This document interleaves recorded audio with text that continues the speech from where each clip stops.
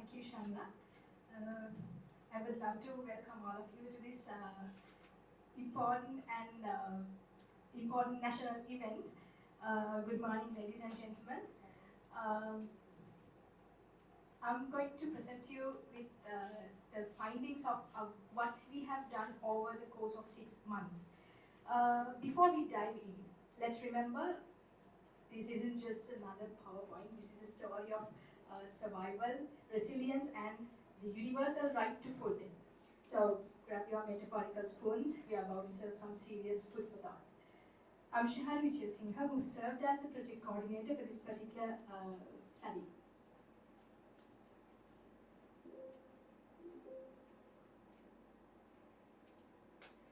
Let's start with this background. Over 25% of our population lives below the poverty line. 33%, according to the 2023 WFP report, 33% of households face acute food insecurity, and nearly 1/3 of children are malnourished. On the flip side, 40% of women are obese or overweight. If you are confused, welcome to Sri Lanka's food paradox, where you cannot afford enough food, but what you do eat is doing more harm than good. Our project wasn't just to collect data. FIAN Sri Lanka simply wanted to ignite change by understanding the barriers to food rights and food security. We aim to empower communities and work towards sustainable solutions. Think of this as a recipe to combat food insecurity with ingredients like advocacy, evidence-based insights, constructive engagement with local governments and health sector stakeholders, and a pinch of media engagement. Ladies and gentlemen, let's pause for a moment and look at the compass guided for this project. One of the major objectives were moving from anecdote to action. We aimed at uncovering the hard evidence like numbers, stories, and patterns, which paints a clear picture of food security challenges faced by the communities, different communities across Sri Lanka. The kind of information we have found here through our study will arm policymakers, community leaders, the non-government organizations with the tools to make informed, impactful decisions. What does it mean to have food sovereignty? It means having control over where your food comes from, how it's produced, and ensuring it aligns with your cultural and nutritional needs. Unfortunately, for many in Sri Lanka, this is a distant dream. Especially with the domination of certain multinational companies. Through this study, we aim to uncover the systemic barriers which are preventing access to nutritious food, the economic, social, or policy related, and highlight the violations of food rights that have left too many plates empty. Moving on to the third objective, we firmly believe that change begins at the ground or the grassroots level. Through this study, we aim to spark a movement empowering individuals and communities to advocate for their food rights. Imagine a village where parents come together and demand for a better school meal program, or a community organizing to improve local food supply chains. So, this advocacy can only be backed by proper awareness.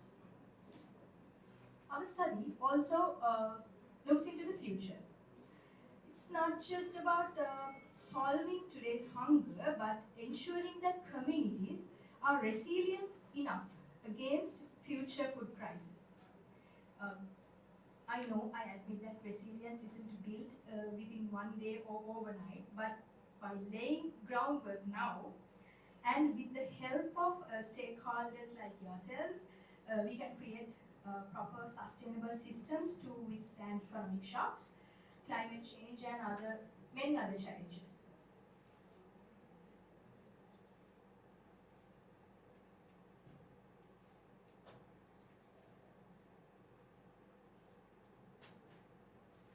So to achieve our mission of addressing food rights and security, we implemented a series of carefully planned actions.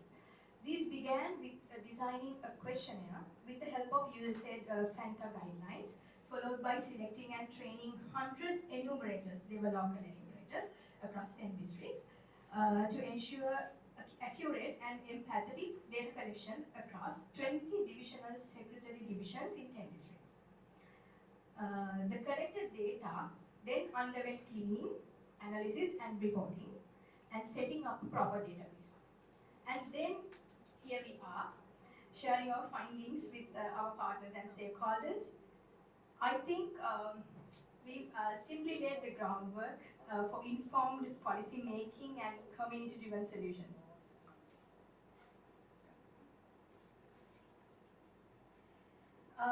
Our main focus was on marginalized groups. Marginalized groups are the ones often left out of conversation. From war-affected communities to fishing and indigenous groups, we've tried to ensure no one is forgotten. Because food rights aren't just for the loud voices, they are for everyone.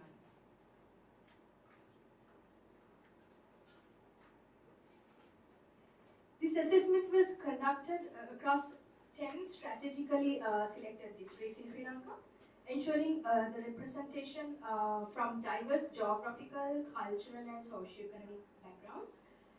So Mullaitivu and Mana and also Batiklu, those three districts represented majorly the war-affected communities. Badulla, of course, represented the indigenous community because we selected Dambana as one of our ground divisions in our sample. From Ratnapura to Nuwara, we found challenges faced by the plantation workers. And Colombo and Putlam showed the real challenges faced by the urban poverty and fishing communities, while Anuradhapura highlighted real struggle in food insecurity. You can see more clearly and more colorful in this map also. These are the colored districts are the districts we have chosen as our sample for the data collection.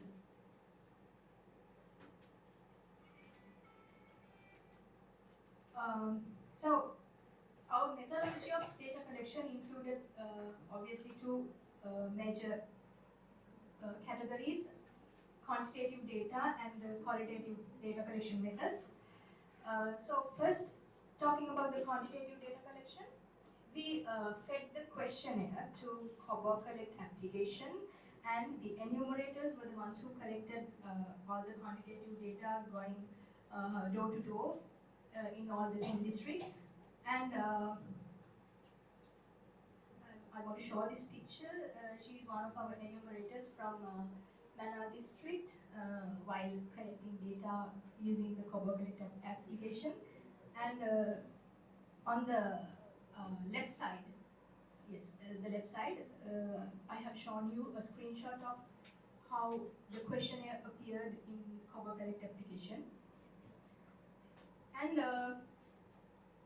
we collected qualitative data through 10 focused group discussions, one in each district, and 50 key informant interviews, that means 5 in each district. I'm going to show you some of the snapshots from our focus group discussions. Now this was in Ratnapura.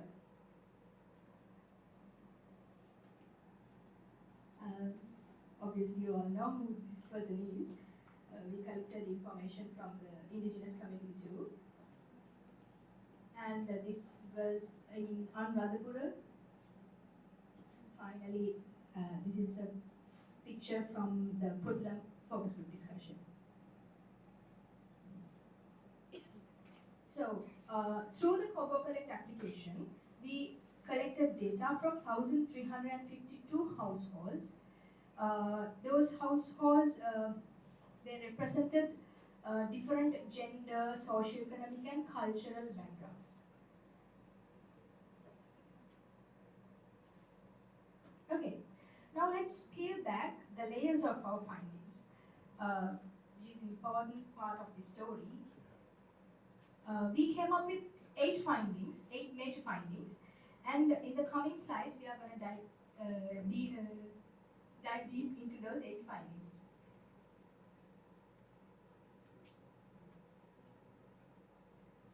This is the first one actually. The income of the households have drastically decreased. Maybe compared to 2019, it has been decreased by 35%. Now, let us picture this.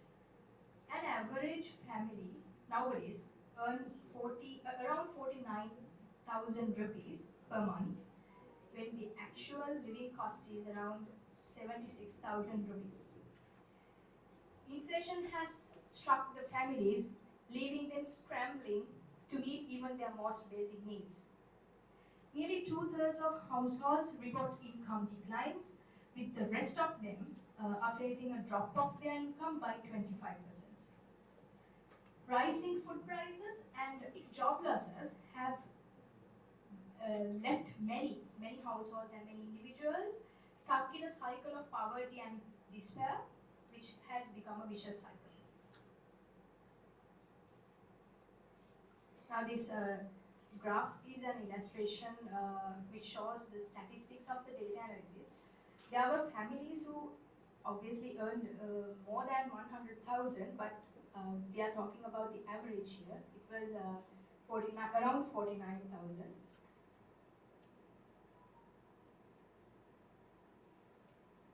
Let's go to the second key finding.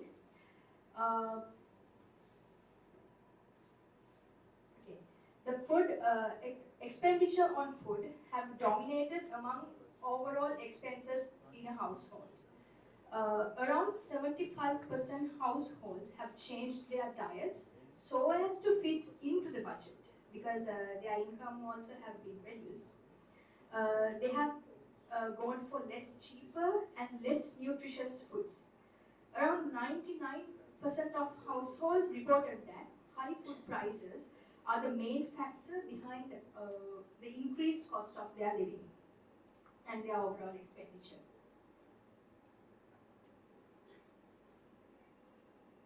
Now here's a reality check. You can see in the graph we have highlighted it in red color. Around 42% of household income goes towards food. Families are struggling between survival and savings, often obviously choosing the survival. And food has become not just a necessity but a financial burden, because people cannot live without food, leaving little room for other critical needs like healthcare, education, or even a small amount of joy. We all have to be happy. Some individuals reported that in order to save money for their children's education, they have permanently moved to less nutritious diets.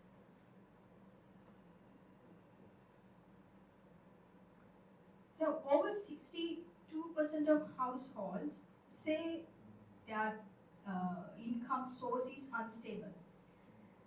Just because of seasonal jobs and inconsistent wages,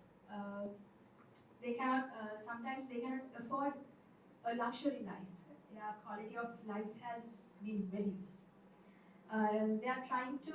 It's like they are trying to build a house on quicksand, which is impossible to lay a solid foundation when the ground keeps shifting.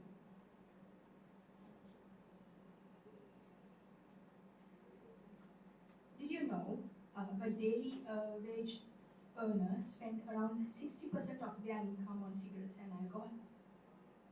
The remaining of 40%, only the remaining of 40% goes to their families, and out of that, now the 40% is around 1,000 rupees, only 800 rupees will be spent on food. This is what one of our focus group participants from our Corona focus group discussion informed us. I'm just trying to be a little empathetic here. Now, this is a graphical representation to what I have previously said. 62% of households have unstable income sources.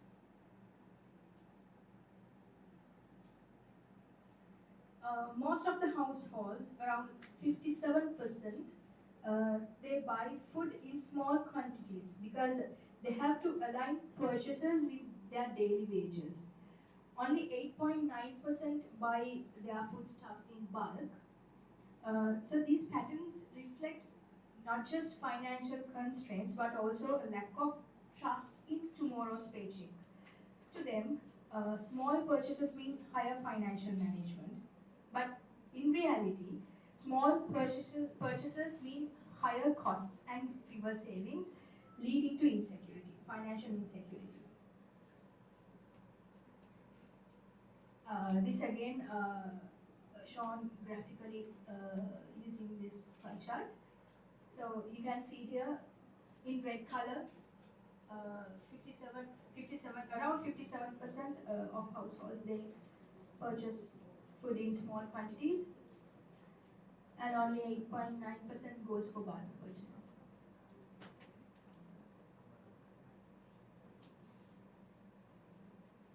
Okay. Now this is our fifth key finding. 32% of households are borrowing money from relatives maybe or friends to buy foods, while 27% of them are mortgaging assets to afford essential purchases. Essential in the sense food. Food is one of the basic needs of human. So families are digging into their future to survive today.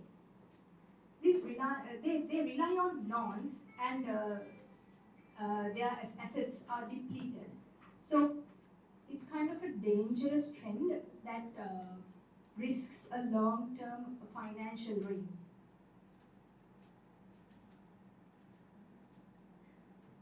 In another part of the country who do farming, 11.5% of them sell stored grains and seeds for their immediate food needs.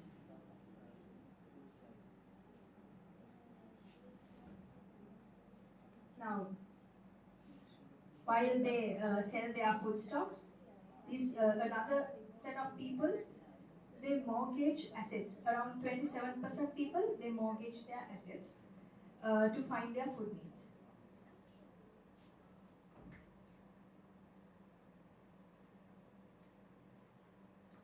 Now, can I disturb you for 1 minute? So that sometimes you may have stated earlier, I have missed. Can you specifically say the time period you have the data for this survey? In the report, we will give it to you. We will give it to you in the report, and you will get all the dates.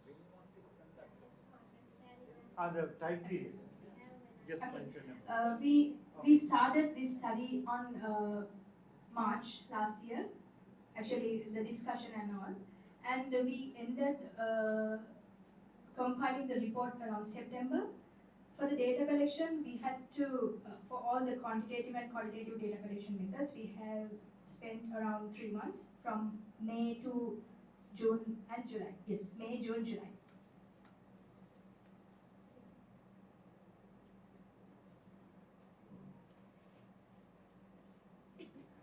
So the higher prices of essential food items like rice, flour, and vegetables, vegetable oil, the cooking oils, have made it more worse, leading to reduced dietary diversity among the majority.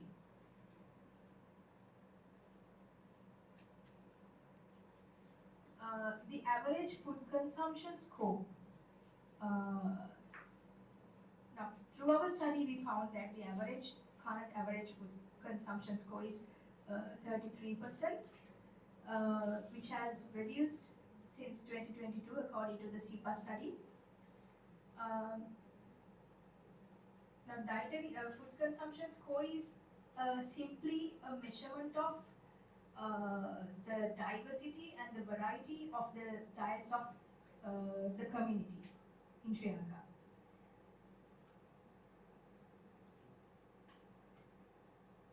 So because of this, the dietary diversity of the children also have become reduced, which is again another burden, because someday the children become adults, they might not be healthy.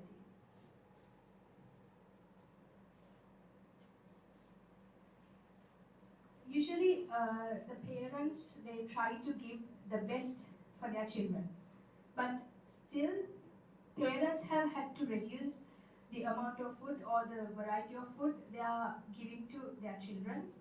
So, in the long run, this makes children hungry, experience hunger, and the parents have no choice.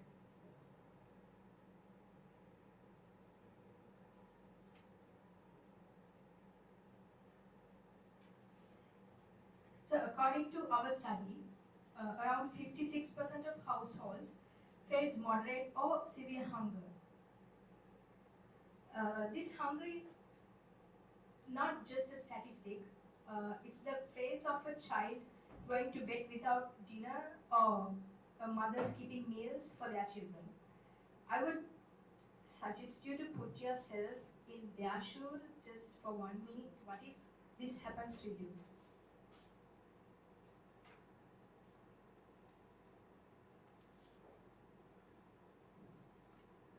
So our last key finding is they are lacking the nutrition awareness. When we talk to the community through focus group discussions, we got to know that fact. Like they want to know how affordable affordable food choices should be made, and how healthy meals are prepared, or again about food rights. Like imagine having a solution but not knowing the recipe. Education here is critical to transforming these challenges into opportunities. So, the communities need comprehensive education on nutrition and nutritious food preparation methods, not forgetting food rights.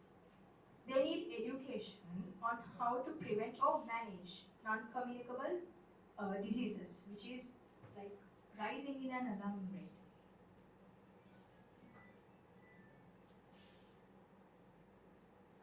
Now, this is a graphical comparison of their food consumption scores. According to, now, shown in red is the results from our study. Blue one is the result of the SEPA study conducted in 2022.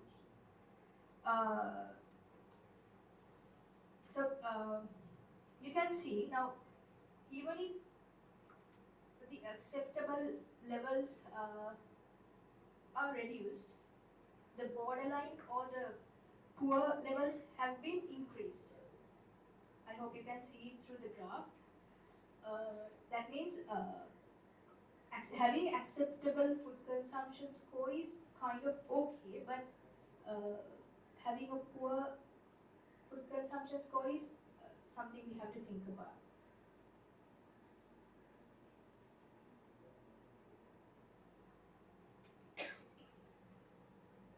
So, if the key findings are the diagnosis, here are the prescriptions to heal our communities. Each recommendation is a step forward, step towards not just for food security, but for food dignity. To combat immediate impacts of income instability, which we talked earlier, and inflation, we propose strengthening community-based safety nets like food banks, community kitchens, and collective purchasing schemes to reduce costs and improve access to nutritious food. But the long-term resilience can be strengthened by promoting vocational training, especially to the young generation, entrepreneurship, and small business development to diversify household incomes.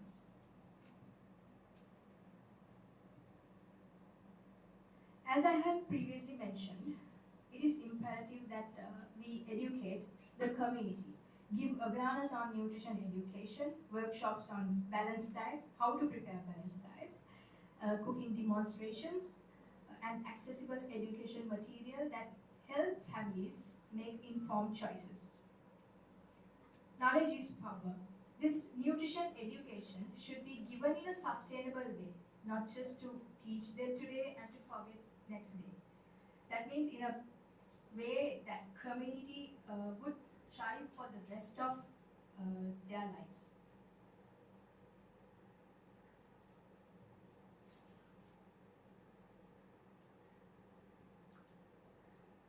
Yes.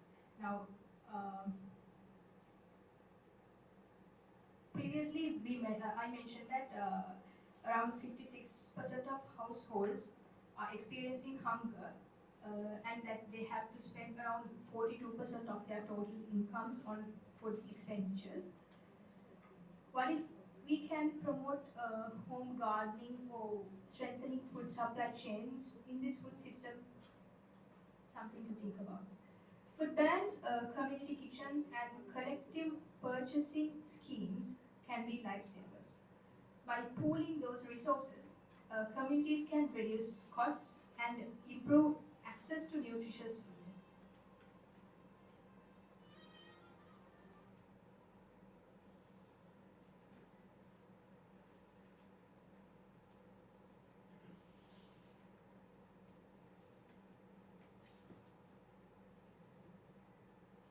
So, promoting gender-sensitive household income management and decision-making involves strengthening financial literacy and budgeting practices within families. Through the focus group discussions, we saw most of the families, most of the households who receive daily wages, they are very poor in managing their finances. So we would suggest community workshops should raise awareness of the complementary roles of men and women in managing household income, prioritizing food security, and ensuring balanced nutrition.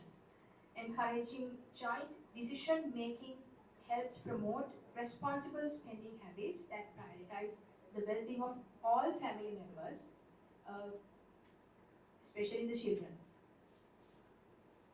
So, if we educate them well, this would avoid unsustainable debt cycles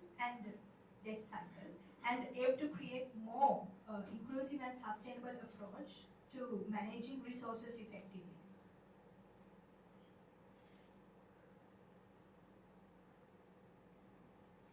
They are not just plans, they should be promises.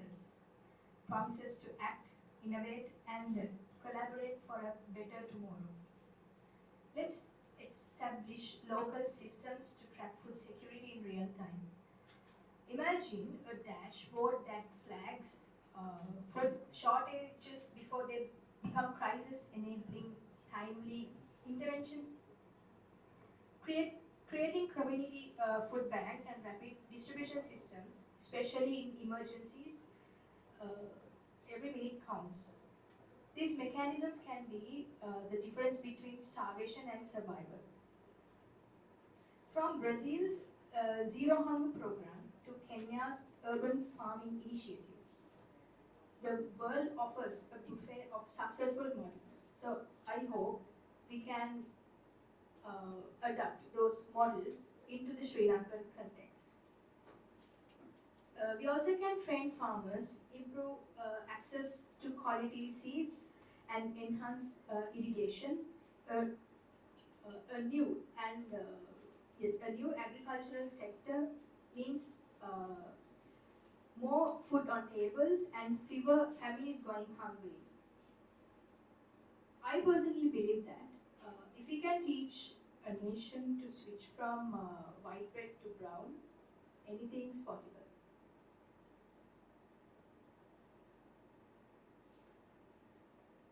So now after this presentation, there will be launching our final report. So in the report, once you receive it, you can see these proposed actions are already included in the report. You can go through the proposed actions. There are many recommendations and proposed actions we would give.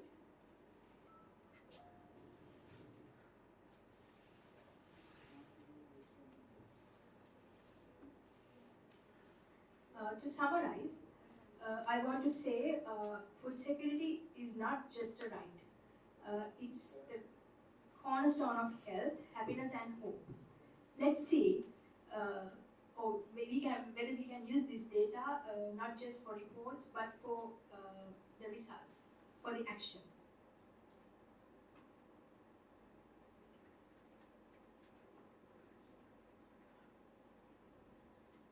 In the report, once you receive it, you can go through. We have also included the district-wise statistics and district-wise customized reports. We have the data we have gathered through focus group discussions and the key informal interviews in the annexure.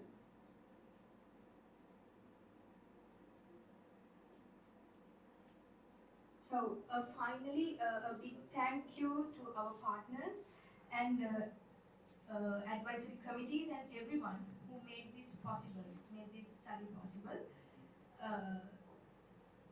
People say it takes a village not just to raise a child, but to fight the food insecurity.